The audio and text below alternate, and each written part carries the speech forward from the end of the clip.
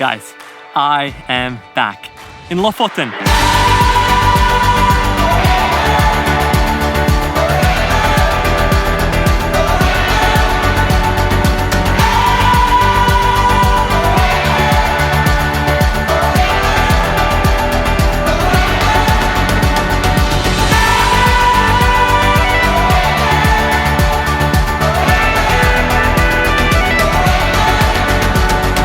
It's been exactly a year since we were here for the very first time with Maddie, Kim, and Marcus, and we hiked up that mountain right there with that midnight cinematic sun. And so I'm so excited and pumped to be back exactly 1 year back, but this time I'm with someone even more special. I'm here with my very own wife, and I'm so pumped to show her around Lofoten and travel with her and hike the mountains.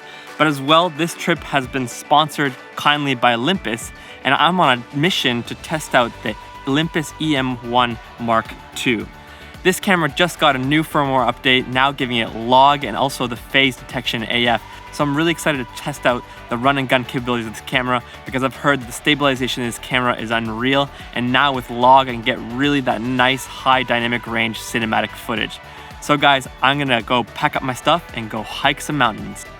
So I've been walking around our hotel here at Solstudenbryggen, great place to stay. I was wondering, what is that smell? When I was walking back to my cabin, then I found something from a horror show. Check this out. It just keeps on going and going and going and going.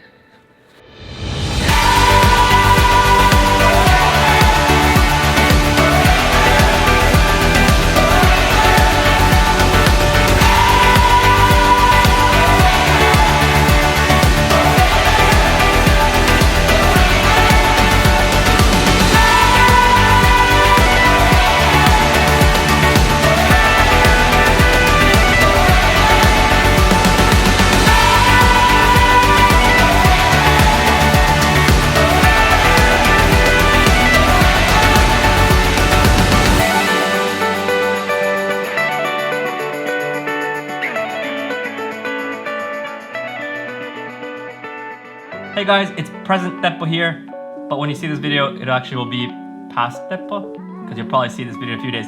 Anyways, I just got back from Lofoten, Norway yesterday after a long drive, 16 hours home back to Finland, but it was an amazing trip. The landscapes are so epic in Lofoten, and it's just so wild there. It was interesting comparing my trip recently to Iceland to Lofoten, and in Iceland, because it's so touristy, you know, a lot of places are limited or there's fenced off areas and you can't just explore anywhere you want to go. Whereas in Lofoten, you can literally pitch a tent anywhere you want, set up camp, you can hike up any mountain you want, you can fly your drone anywhere you want. There's really no rules in Lofoten yet, and I love that about it, that in Norway it's just so wild still and you can just adventure and explore wherever you want to go. So during this trip to Lofoten, I had the privilege of testing out the Olympus E-M1 Mark II and the new firmware update 3.0.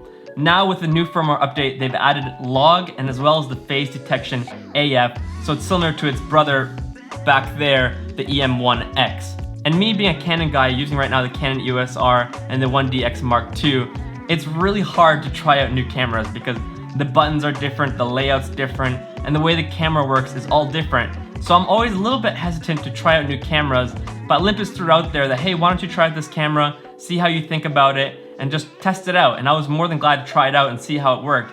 And I gotta say, I was actually pleasantly surprised with this camera. The Olympus E-M1 Mark II was super easy just to take it, pick it up, and start using it right away. It wasn't hard to figure out how to navigate through the menu settings or how to use the buttons. It was all very self-explanatory, very easy to use. And as well, I found that this is the perfect run and gun filmmaking camera.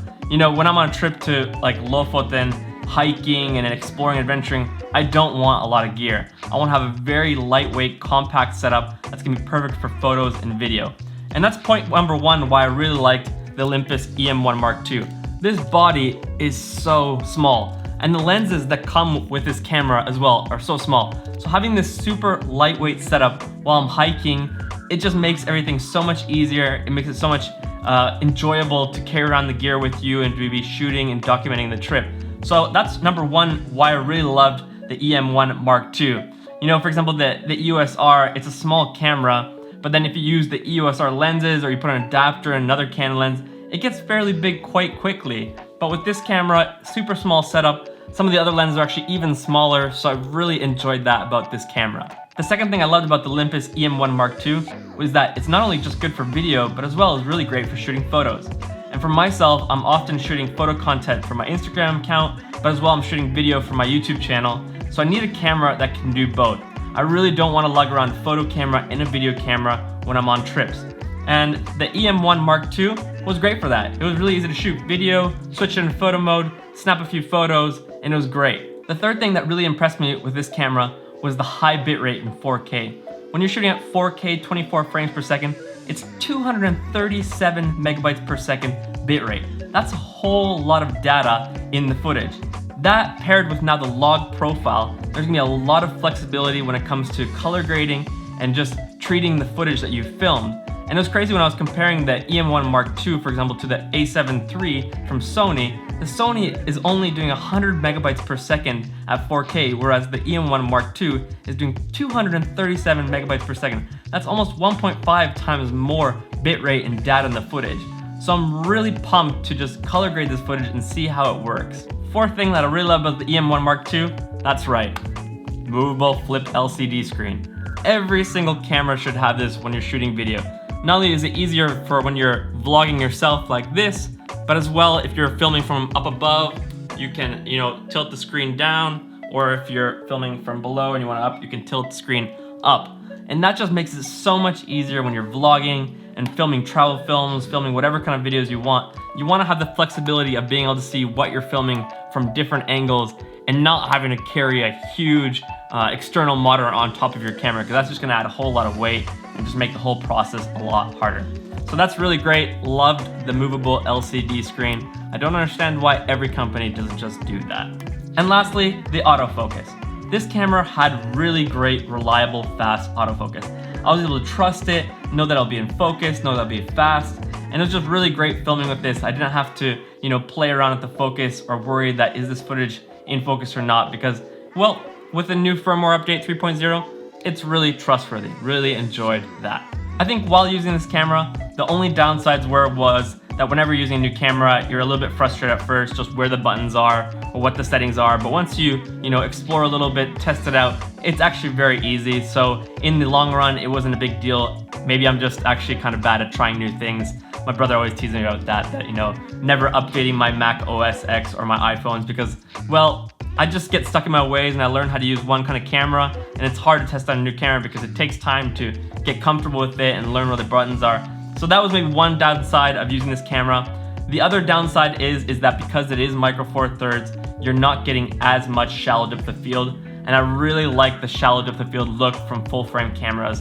So that is always a bummer from micro four thirds, but then the other side of the coin is that you can use a really small camera body with really small lenses with the micro four thirds compared to a lot of full frame cameras.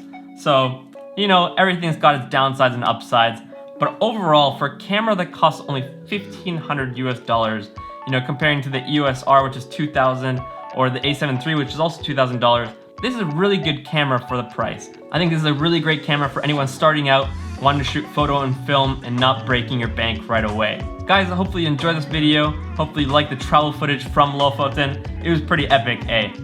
Well, if you like this video, make sure you smash that like button, comment below what you think about the Olympus cameras, and as well, if you're not subscribed to the channel, make sure you subscribe. Alright guys, have a fantastic week.